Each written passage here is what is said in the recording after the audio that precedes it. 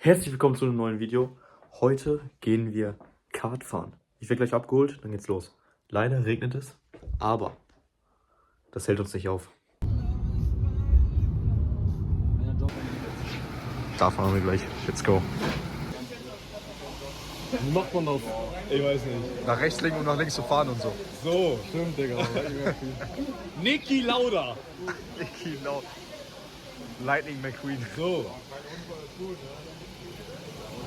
Digga, Ich will, dass irgendjemand rausfällt. Ja! Ich will, dass irgendjemand rausfällt, Digga. Ja, er sofort, er sofort. Er gleich. Ja. Ja, da hinten aber, da hinten hat der gesehen. Hoppa.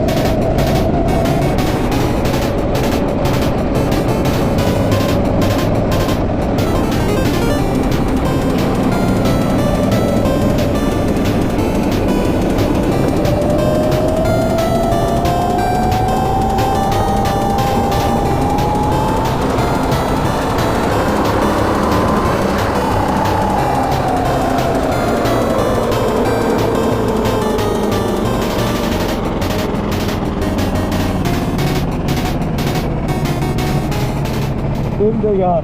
Was hast du auf Rasen gemacht? Was hast du da auf Rasen gemacht? Ich hab's auf Kamera.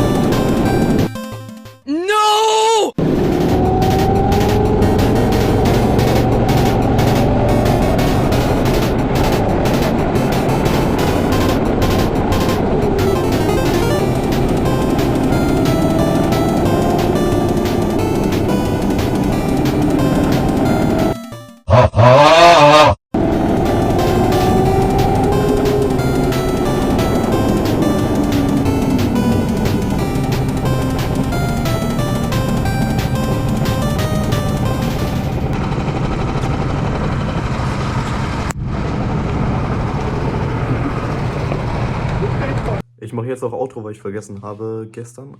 Das war's mit dem Vlog. Mit dem Kartfahren. Es hat sehr viel Spaß gemacht. Sehr cooler Tag. War interessant im Regen zu fahren. Es war mies schwierig, aber sehr cool. Und liked, kommentiert, folgt alle, abonniert und bis zum nächsten Vlog.